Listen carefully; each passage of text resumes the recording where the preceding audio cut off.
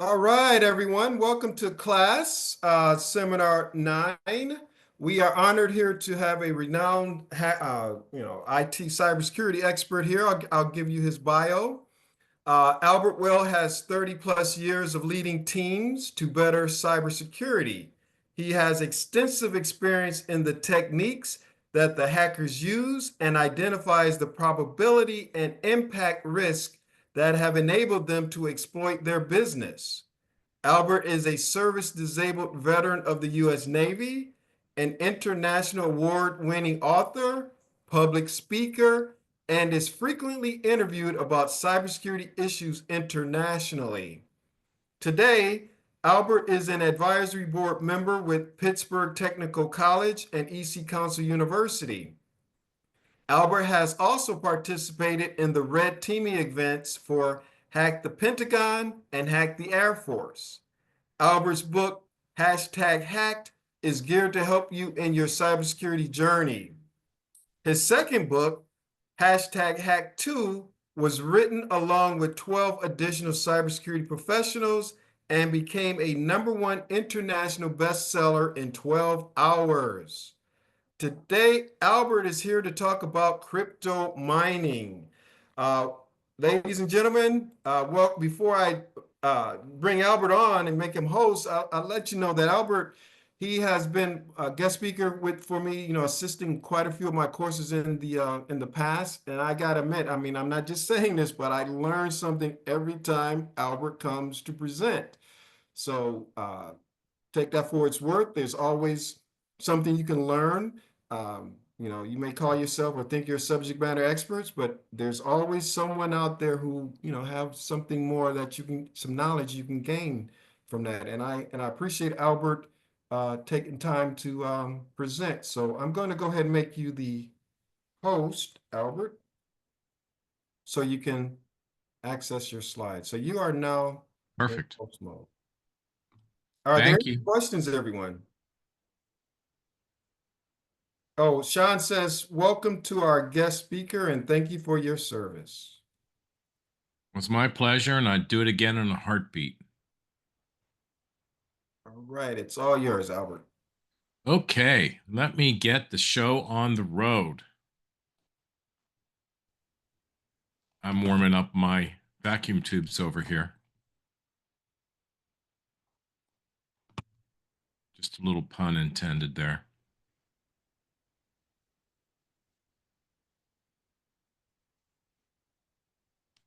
Here we go.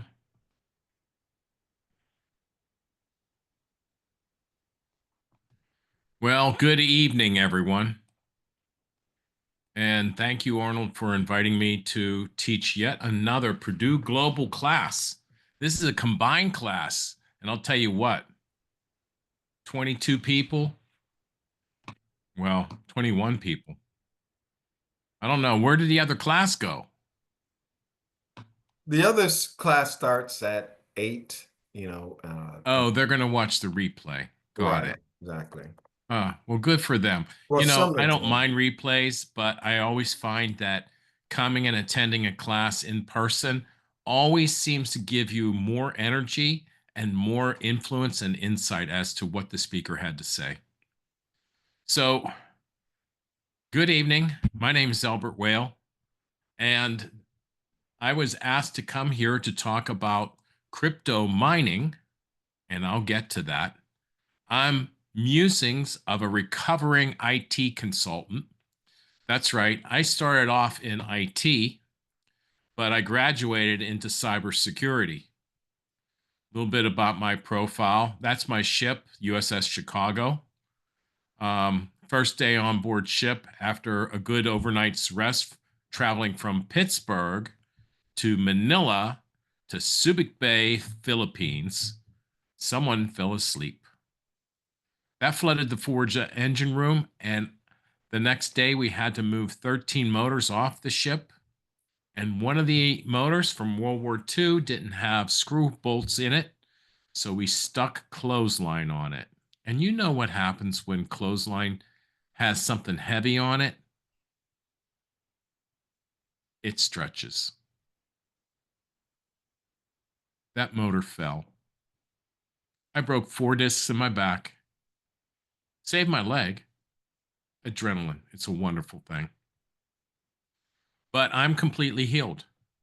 I didn't let the doctors operate because they wanted to remove some nerves, and I wasn't going to let that happen. Thankfully, I'm here to talk to you today after going back to college in electrical engineering and working on the internet. Unlike Al Gore, I tell people I did build the internet. As a matter of fact, right after 9/11, the FBI contacted me to say, we need your help. We need to investigate the September 17th watch list. And it was 36 pages in a 9-point font. That's about all I can tell you on the details from it because it's really still classified, but people you think are our friends really aren't. That's all I can say. So that's me on stage with both books, with a speaker focus conference that was right outside the Pentagon in January of 2022. But let's get started into this program. Some of the classes focused on cybersecurity ethics. Well, there's a lot of ethics going on around here. And today, just today, the CTO from OpenAI quit. That's right, she resigned. She wanted to explore her options. OpenAI is in the middle of a $6.5 billion raise. That company is evaluated at $600 billion. So if you thought that you could buy penny stocks on OpenAI, that's the furthest thing from the truth. And before I jumped on this meeting, a fellow founder here in Pittsburgh, he's also the director for Founder Institute, and I had a conversation, and he told me about the president wanting to bring AI to the forefront and build massive data centers across the country, which also requires massive amounts of electricity now, doesn't it? I'm very twisted with this, and my feelings about AI are that it will replace our thinking capabilities, and that would be a sad, sad day in this country. The problem is AI will help the adversaries with their craft much more than the people that need the help in protecting us. So we have a lot of work to do. When you're assessing the security of your organization or building the network out, you want to fracture it and make microsegmentation an issue. Microsegments further refine and secure the environment. And if you don't know what that means, that's okay. I'll just move along. You need to determine the size and scope of the organization and what kind of cybersecurity matters affect that organization. Are they dealing with banking, healthcare information, military secrets? What is it that you're trying to protect? And right now, today, what type of frequency do they have on assessments? You know, a lot of organizations go through a cycle, a 3-year cycle, because they can't assess the entire environment each and every year. So they'll assess a fraction of it and get a third, a third, a third, or at least they hope they do. I think they should push for a whole complete inventory assessment every year or sooner. Somebody raised their hand. That's quite all right. If you'd like to speak up or interrupt, please unmute. I'd like to make this more interactive than more of a lecture. I don't like lecturing. I'd rather engage you because that means that you're going to learn something. So what are we missing? This is Arnold's favorite cartoon, and I pull it up just because he always comments on it, because we're talking about data security here. The biggest problem with security right now is every time we do an assessment, we do it in a static network. What do I mean? We take the user out. We don't take them out to dinner. We take them out of the network so that they're not involved in the investigation. Yet the problem is every time there's an event inside a network, guess who's involved? The user. It doesn't matter if it's the receptionist or if it's the IT firewall administrator. It's a user in the network.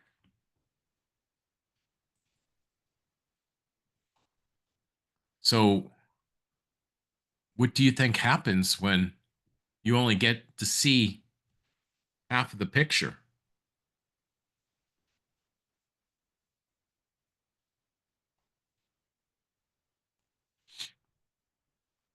So, what are you focusing on when you're trying to do an assessment? It's essential that you understand whether you're trying to be an auditor, which is trying to find out whether or not you have compliance issues. Can you follow directions? That's what auditors like to find out. Do you know how to secure it? Okay, did you really secure it this time?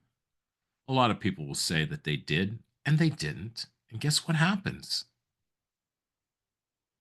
That's right. Bad things happen when you don't do things the right way. Hey, Albert, Nate says you lack insight. Do you agree with that? Oh, absolutely. Yeah, if you're not following directions, you don't know what's going to go on, and you lack insight when you're doing the pen test and don't use the users inside the network. So for IT consultants, there's so many specialties. Before I jumped on this call, somebody's trying to get me to go down to Texas to be an IAM administrator. I think I have better plans than being just an administrator of identity and access management tools. It's a great starting job. And I get a lot of recruiters that are trying to pay me $40,000 a year to go work for them. And I just laugh and laugh and laugh. Then I try to explain to them the hierarchy of understanding, and then they appreciate it. Application security, DevSecOps, these are great areas to get involved in. We need more network architecture focused around DevSecOps, which is just in time release and production of new software development. Application security is the testing of these applications to find vulnerabilities. But if we do it in a DevSecOps world, now we recruit developers in to help us. See, there's a lack of 5 million experienced cybersecurity professionals in this country right now. You're in the great industry. And if AI has anything to do with it, it's only going to explode further. But wait, there's more. Yeah, we're going to get involved in crypto mining in a minute. Vulnerability management. I like this as being an oxymoron. What the devil is vulnerability management? When I see vulnerabilities, I either want to mitigate them, correct them, or exploit them. Oh, wait, the adversaries exploit them. So why do I want to manage them? Just fix it. A lot of teams want to count how many vulnerabilities they can accrue in a day. I would rather assess and compliment them for fixing vulnerabilities in a day rather than managing to find out that they have 500 new vulnerabilities today alone. Which do you think is better?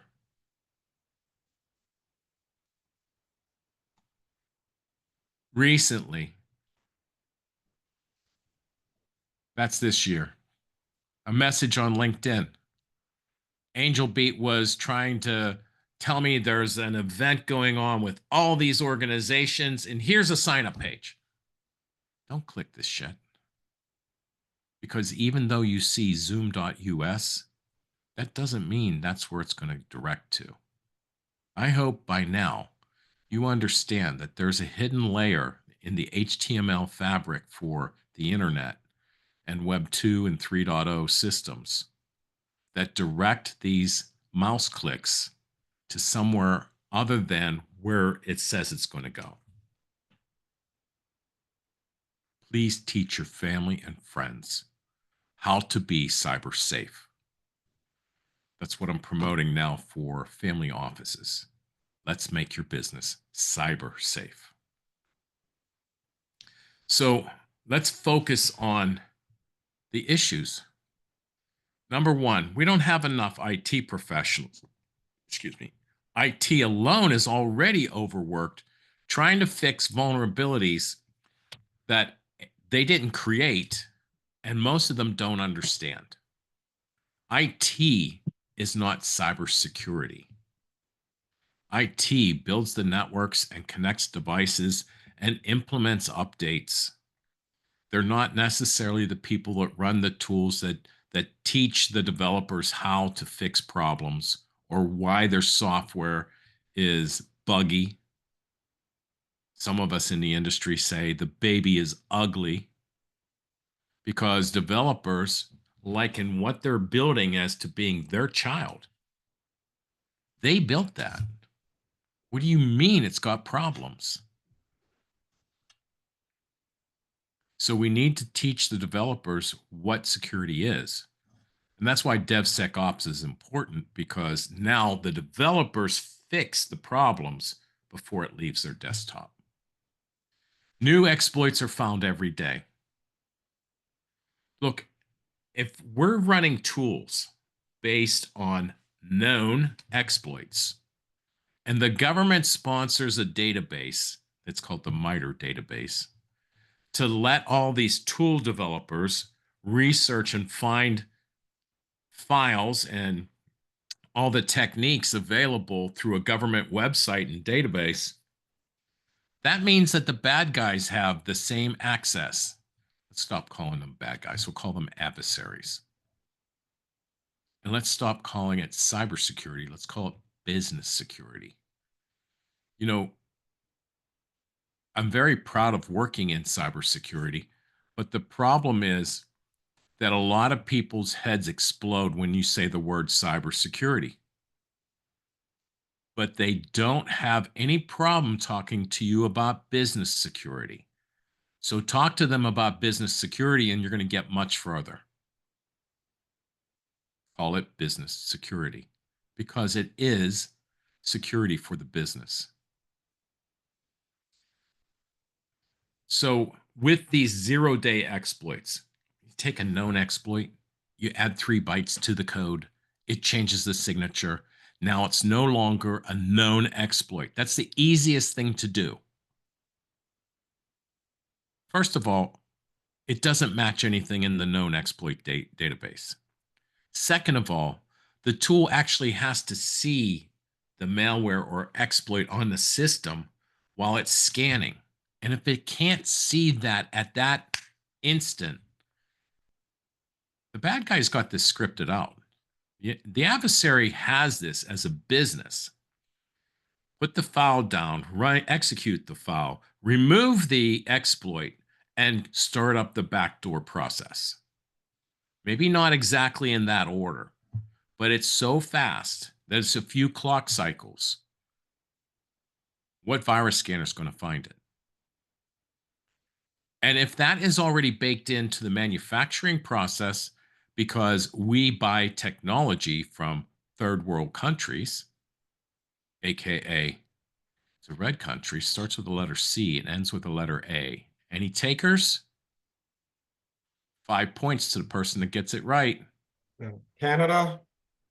It's not Canada. It's not Cuba. It's not Croatia. And it's not Colombia. It's China. China is right. Stephen gets 5 points, Arnold. Oh, come on, Albert. You know, I knew the answer to that.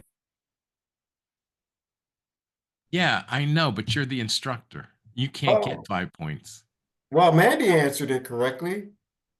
Well, I'm not looking at the chat. You're going to have to. Yeah, but I don't want to give her full credit because she didn't hang out with me and Fred for strawberry lemonade. But good job there, Mandy.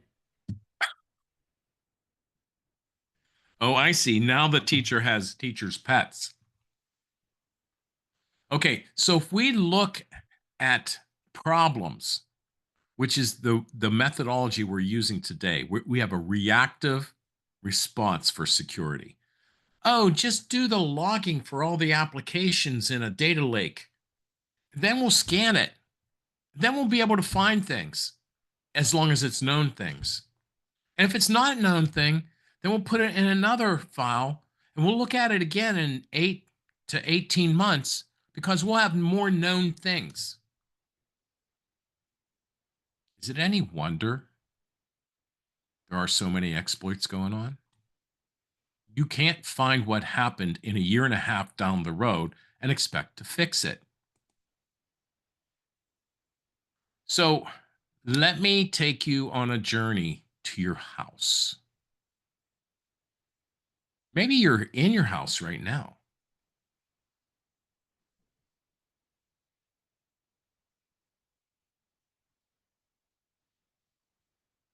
Sorry, one just told me he couldn't get in, so he gave up. Anyway, maybe you're in your house.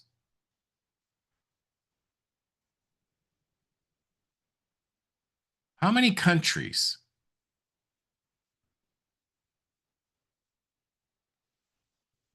do you want to see inside your house?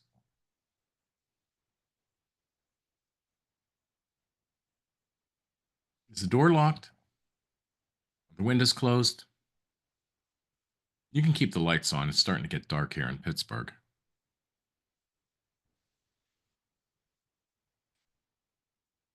Is that enough?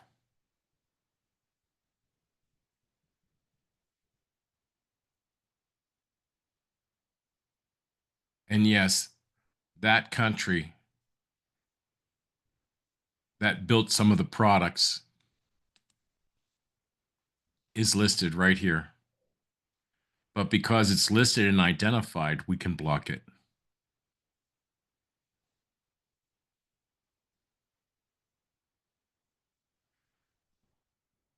So that's kind of what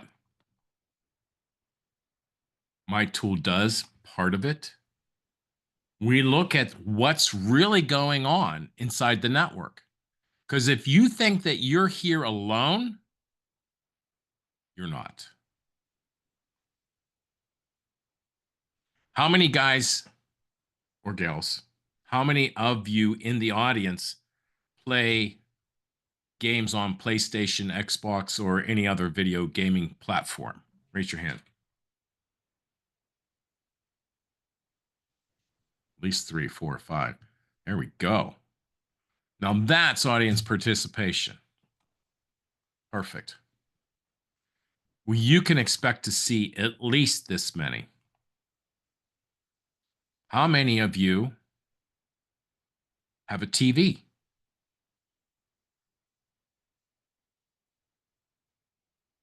Yeah, just about everybody, right? Says 7. Saw a max of 7. Well, okay, 7. So I was advised to buy a Samsung TV by my daughter who was in the Geek Squad. And we bought the Samsung TV because it had all the bells and whistles and the newest whiz bangs and gadgets.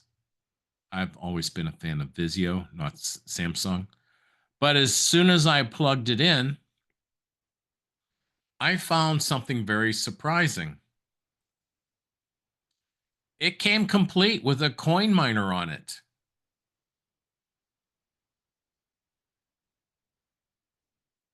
I didn't invite them to put a coin miner on my television. That's two things. First of all, it's a back door to the adversary. Second thing, they're trying to make money on my power.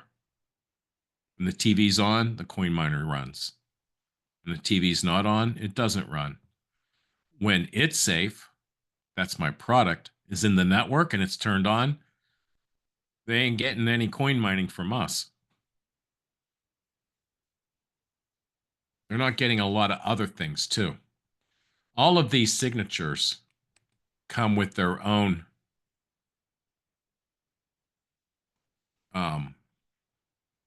problems. Arnold, what do you want? Hey, Albert, just out of curiosity, how can the students check their, are you going to get into that or am I getting ahead? They're probably like, my goodness, how can I test my system? Unless they want to, of course, be working for the bad actors. Just out of curiosity. Any suggestions on how they can check their system out? Well, unless they build my product or buy my product, I don't have a way for them to do it themselves. I didn't have a way for me to see it until I built the tool that didn't exist. That answers my question. Robert, are you in outer space? He's moving all around, that's for sure.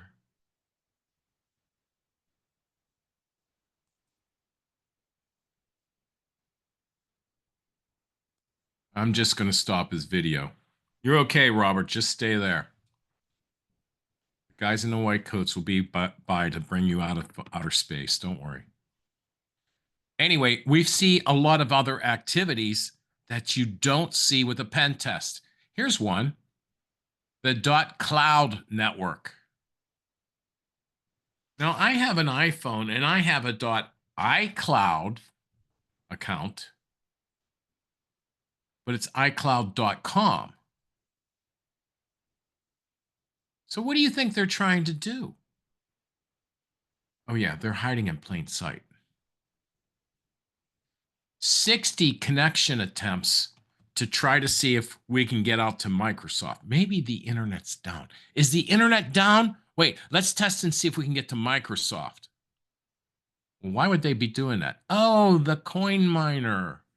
Or the query to the .to network. See, shorter domain names mean less real estate needed for an exploit that points somewhere to get an address, to go download, to infect and hack. This is all tools and tricks that the hackers employ. Here's another one, suspicious domain name .icu. Yeah, ICU. That's what they're saying. And I put this, oh, here's another one, .cc. Anybody emailing someone at the .cc domain?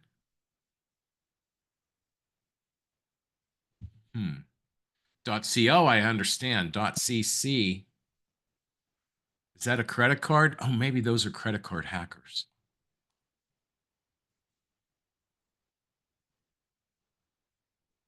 Cloudflare, yeah, we know what that is. GeoJS.io. Somebody's looking to find out, where is this network based? Discord. Here's another one, an HTTP request to the .work domain. Maybe if we find the .work domain, we'll be able to get to where he works. Hey, Albert, you have a question from Nate. He wants to know, could you use Snort on PFNs to track network traffic for these types of signatures? You can. That's a long way to go to get there. And it's not live.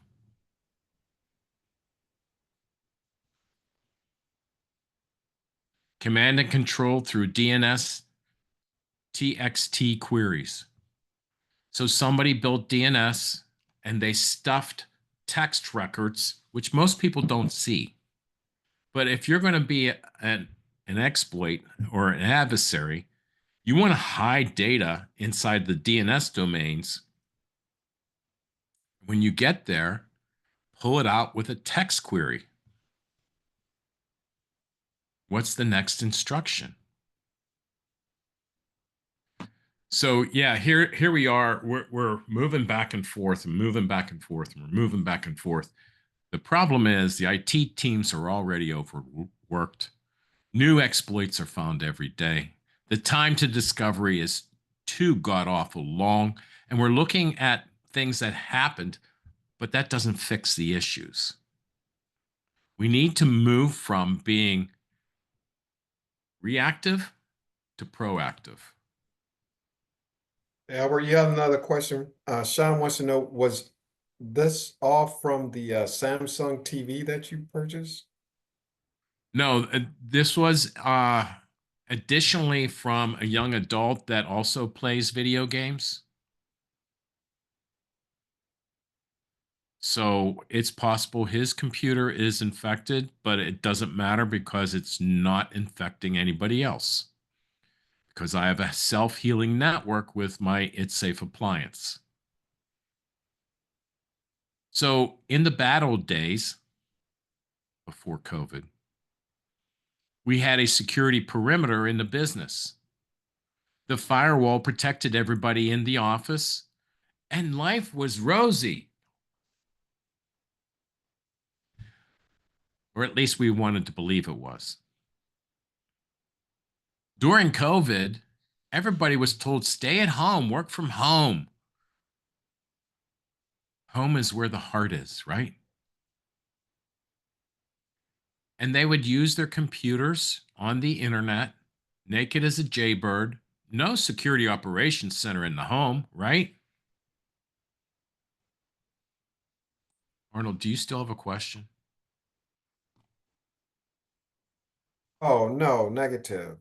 So all of the security perimeter went away because people were working from home and using VPNs to get into the office.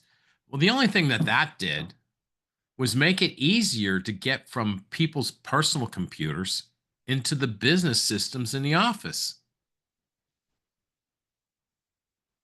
Now, as long as you knew who somebody worked for, you could infect them anywhere on the internet and get to the business as well. It's like shooting ducks in a barrel.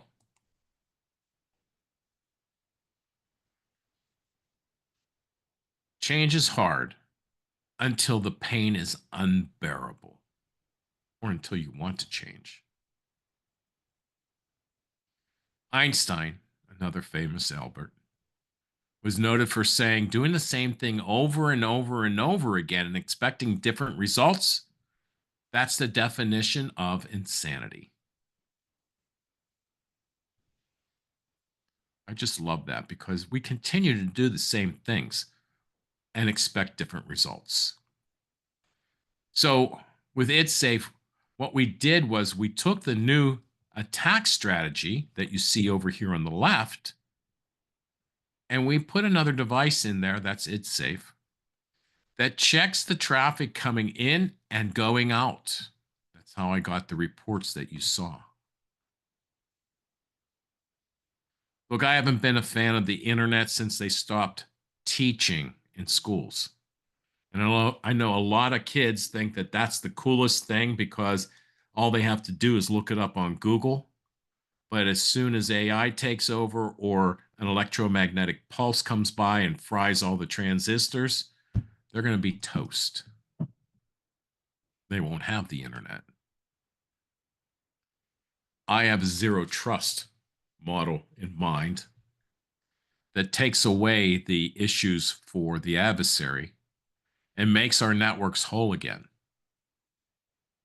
But zero trust means that everything needs to be tested, validated, and verified.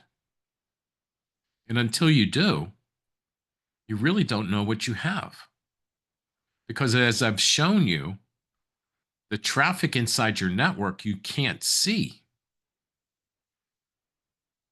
When the internet first came out, it was available at 150 baud by dial-up modem. Today, I have a fiber optic line from my house to the internet. I think it's 10 megabit. When it first came out, we used to turn computers off at night. Not only did it save money, but who needed to hear that screeching modem continue to redial if the connection dropped, right? Well, today, the connections are persistent and people just leave their computers on. You know, Al- Albert, I don't think anybody in this class is over 22, so they probably don't know what a modem is. Just saying. they know what a modem is. They have one in their homes. They got it from Comcast or Verizon. It connects them to the outside world. Well, the modems that I'm talking about at 150 baud instead of 10 megabits talked through a telephone line. Maybe some of you don't even know what a party line is, but they were phones that stuck up on the wall and that had a cord on it. And the party line, when they first came out, was you and a neighbor sharing the same phone number because they didn't have enough rotary switches in the plants, the wire plants, to connect all the homes. For many years, that's the way it existed. You were lucky if you got a private number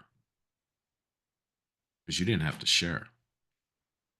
Anyway, so zero trust comes back to saying, look, if you're going to keep your systems on 24 hours a day, we need to validate and verify that the connections going in and out make sense. Do you really need to talk to Russia? Okay, I get it. You have some engineers there. Well, let's make a whitelist for Russia in this one province. You need to talk to Ukraine too? Well, fine, but let's narrow it down. See, the point of the matter is if we continue to follow the pathway that leads to the actual exploit of ransomware, we're missing the problem. This is a 7-step kill chain. I think it was Lockheed Martin that came up with this. There's 7 steps they've identified that exploits use, or attackers, adversaries, whatever you want to call them, to get inside and lock down computers. You know, I look at this in a zero trust world and say, if they're scanning my system, they're done. What the heck do I want them to go to weaponization for? Or delivery? Or exploitation? This is where I say, where is common sense in this world? It's like it's left the planet. I feel like sometimes I'm working with people in a submarine with a screen door on it. Did you expect to see this today?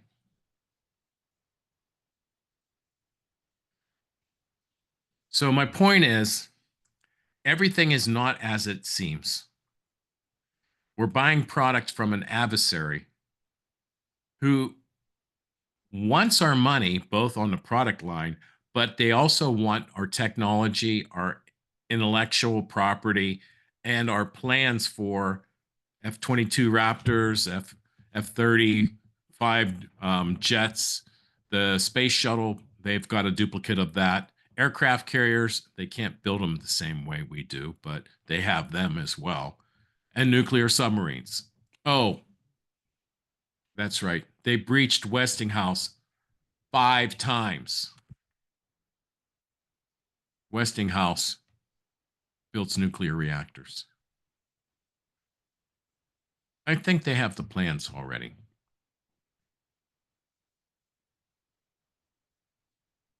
So, crypto mining, that's a walk in the park.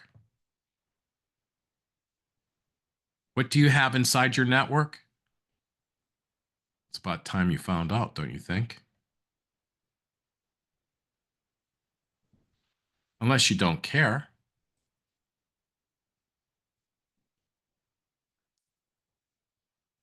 Until you see the intruder alert coming up on your screens, you really don't know if there's something inside.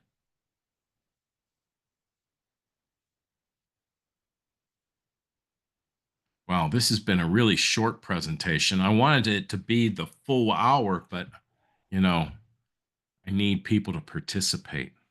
Any questions? All right, class, go ahead and fire away. Albert likes the challenging questions, so go ahead and impress him with your knowledge that we've been studying, whether you are in networking or cybersecurity ethics. Trust me, he can answer them. I only wrote 4 books in 2 years. No, published them, sorry. Hey, Albert, could you provide your ISBN or something that they can reference? In case Yeah, they go to thehackedbook.com. How's that?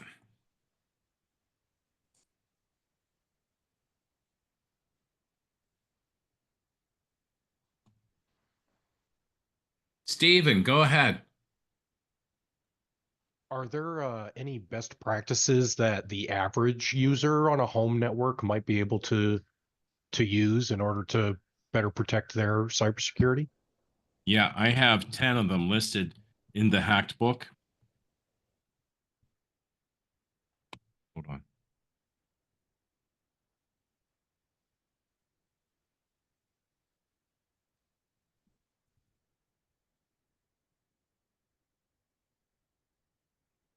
Man, your Zoom appliance is really dogging down my computer there, Arnold. Oh, it's not mine. We can blame Purdue Global. They didn't invite me, you did. And can we still blame Purdue Global? I guess. So hashtag hacked or the hackedbook.com also has a link to the hackedbook2.com. And if you care and find me out on Amazon, you'll see my 4th book, Getting Unhacked. Yeah, my students aren't giving me a break there, Albert. They tell me I got to suck it up and take responsibility. So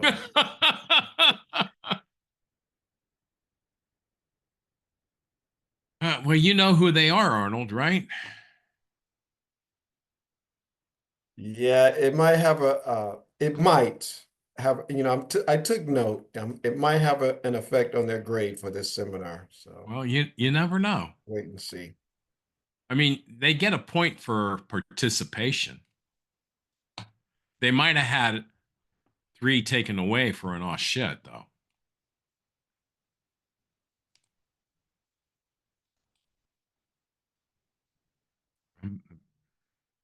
Um, There what? you go, Troy. Got a question here, Albert. Was this presentation was to describe the need for your product, correct? No, it was to talk about crypto mining. Crypto mining is unfortunately prevalent in our society on devices that we wouldn't expect. I was fortunate enough to find it because of my appliance. And the real reality of this is we are in a first world problem because we have such fast internet connections that we can't tell if we've been hashtag hacked, which is why I wrote the book. Back in the day, when virus scanners showed that you actually had an infection, you would have a full page, full monitor display come up with text that said, "You've been hacked." I know you can find them on Google. Hey, Albert, you have a question here. What harm does crypto mining do for security? Are they able to get into our network and other appliances? So when you find crypto mining inside a network, there's 2 additional things going on. They have control of that machine and they can access it externally, which gives them undeniable access to everything inside your network.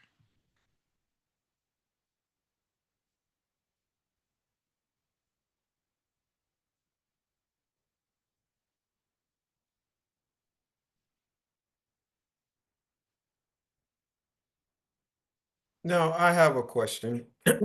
Just, I'm not going to, Albert, you know my background.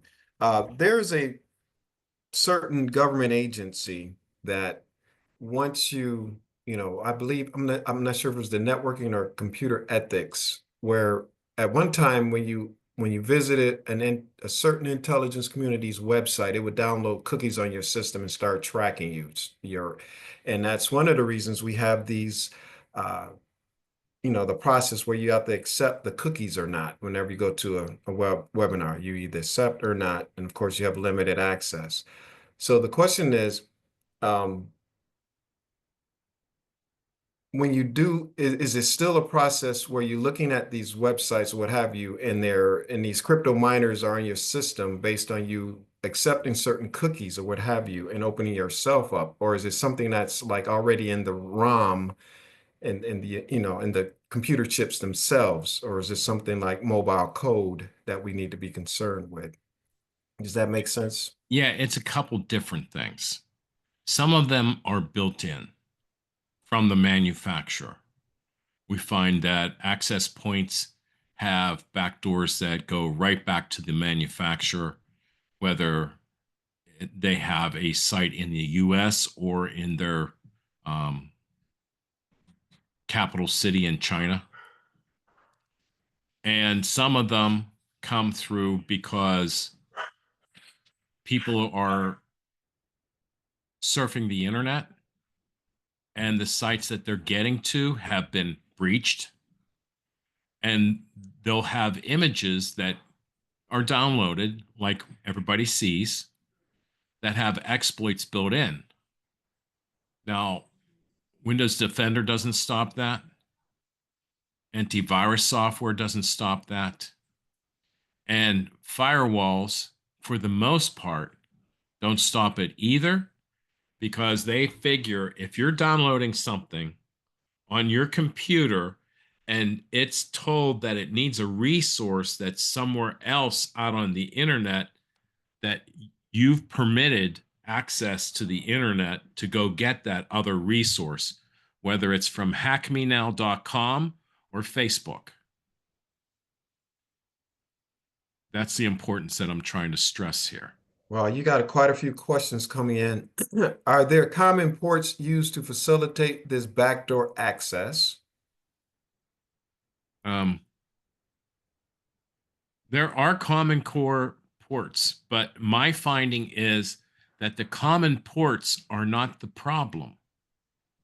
The problem is that the internet is a rogue network.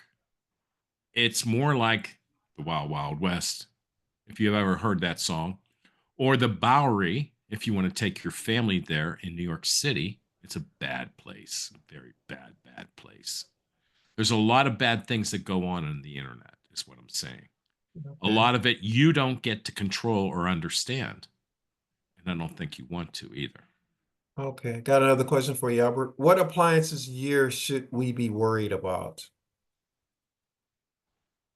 What appliances, what? Year? I'm assuming it means that at like for example, if TVs that were made 2020 and beyond probably have this crypto mining backdoor in it, or it's So around. here's the problem. Because we don't have attestations on the security of the vulnerabilities within a product, I can't give you an answer to that question. What I wanted to do was also start up a UL testing lab that puts these devices that manufacturers want to sell to American public or the world in a testing lab, a lot like the UL label is on all electrical appliances, and they inspect them to be sure that they're secure, that there's no vulnerabilities, that there's no back doors trying to open up connections to rogue countries or the manufacturer or things like that. I can't see inside the software of the manufacturers, but I'll tell you what, I can see inside the network and see traffic coming in and out and understand what it's trying to do. Um, I wanted to connect this to Antivirus software can't ask an infected computer if it's well or not. Once a computer's been infected and they have an additional access path out and they can continue to abuse the computer, they modify the operating system so that nothing can see the connection. So the computer itself can't see that it's been infected. The only access to see that is through the network. Nobody else teaches you this. I'm gonna have a nightmare. Got another question for you, Albert. Are you able to detect crypto mining software on a PC without your tool, since PC files and software are easier to get to? I revert back to the answer I just gave.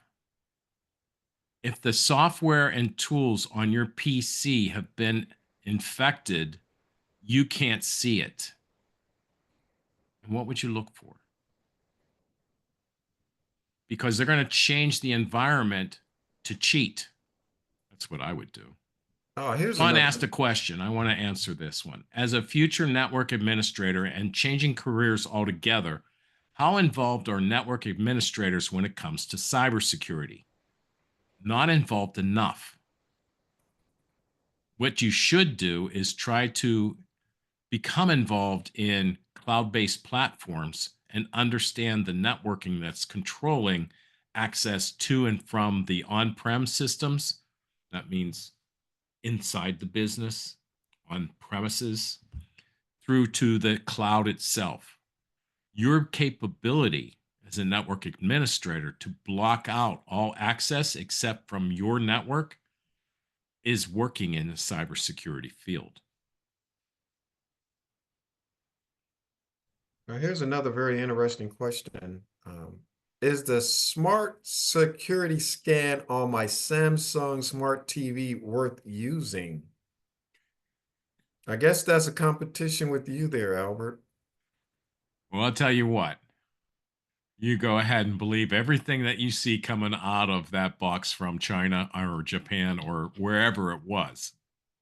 The problem is you don't know after you run that scan if the software was vulnerable to infection, so that when something inside your network, which is already compromised, sees your TV and says, I can put a crypto miner on it. By the way, you can put a crypto miner on just about anything. Well, looks like Mandy's gonna have a nightmare as well. You said you like Vizio over Samsung. Why? You know, this was like 15, 20 years ago. When they were first coming out, Vizio had a reasonable product at a good price, and the specs were spot on. It didn't have a lot of bells and whistles, but it did have some smart apps. But I didn't need much. Netflix and Amazon. That's about all you really need. Anything else, we don't use it at our house. I don't know. We're not like everybody else. We cut cable 10 to 15 years ago. Okay, Albert. A couple more if you don't mind, Albert. Sure. What action would you take if you are able to detect malicious network traffic, even tough your device? I'm assuming you meant though your device is already infected. The only action you have is to block it. Anything else is kind of like ignoring it. I'm going to give a follow-up for Skiba here and work with me on this, Albert. When you say detect malicious network traffic, what are you gauging that by? Can you actually look at traffic and are you able to say, okay, this is malicious and this is not? What would you, Skiba, um, what is your interpretation basically of what malicious network traffic is? I'm just throwing that back at you there just for a second. Me or Skiba? Skiba, I want to know what Skiba, what is your definition of malicious? network traffic?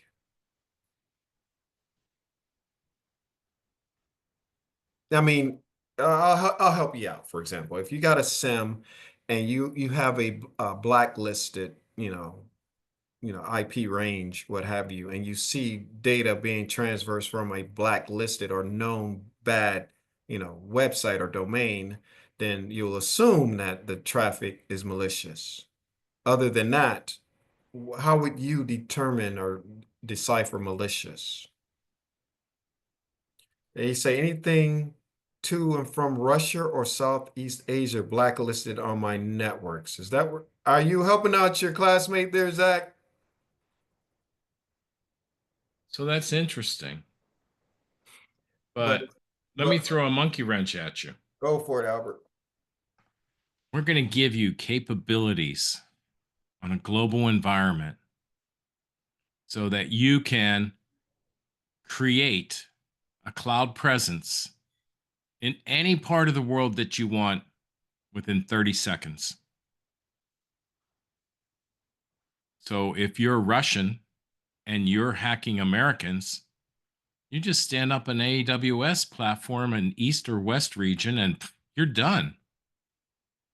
So country blocking alone is not enough. Okay, well, Skiba here is helping me out with my critical thinking. He threw it back at me and said, like Albert Well already mentioned earlier, he was able to detect malicious traffic on his TV. But Skiba, Albert Well is he does this for a living. What would the average consumer look at, who's buying these Samsung TV? How would they determine something is malicious? You know what I'm saying? Are you able, as a novice or a regular consumer? Mandy wants to know if I could get rid of it. And the problem, Mandy, is unless I do a factory reset, and I don't even know if that will get rid of it, but my appliance effectively nullifies it. So I did get rid of it. And I don't watch TV without our appliance on. It's kind of a new component for our network. Wonderful. Okay, well, we're coming up to the top of the hour. We'll go ahead and wrap it up. Once again, Albert Well is, I'm always learning something new. I really greatly appreciate your time. I got to pay that last invoice you sent Yes, me. Nate. Check is in the mail. So, class, how about a round of I applause? got to get that invoice out to you. Yep. Checks in the mail. So everybody, let's give a round of applause for your wonderful guest speaker. Hopefully, I gave everybody your LinkedIn profile. Hope you don't mind if they reach out and connect with I you. don't mind. I have 27,000 connections. You all need at least one more. Besides, that'll give you 5 million new second level connections. Please, when you're looking for a job, these connections help you. Trust me. Is the Casper VPN a small home office option? Uh, I guess that'll be our It last will be. question. What we're going to do is provide a new update for ItSafe to include a VPN back to your house because so many people are buying VPN services and think that that's going to keep them safe, like Nord. Where's the Nord servers? Look, I'm in a zero trust world. I don't trust things I can't see. You couldn't see me drinking this earlier, could you? You can't see the microphone, but it's right here. I can touch it. So if I can see it and touch it, then I know that it's real. But the problem is Nord owns their servers. So when you exit on a Nord entrant exit point, they know everything you're doing. What are you hiding? Hmm. OpenSense is fine if you have a persistent connection at your home or you want to have OpenDNS to give yourself an IP address you can connect back to. That's fine. Okay.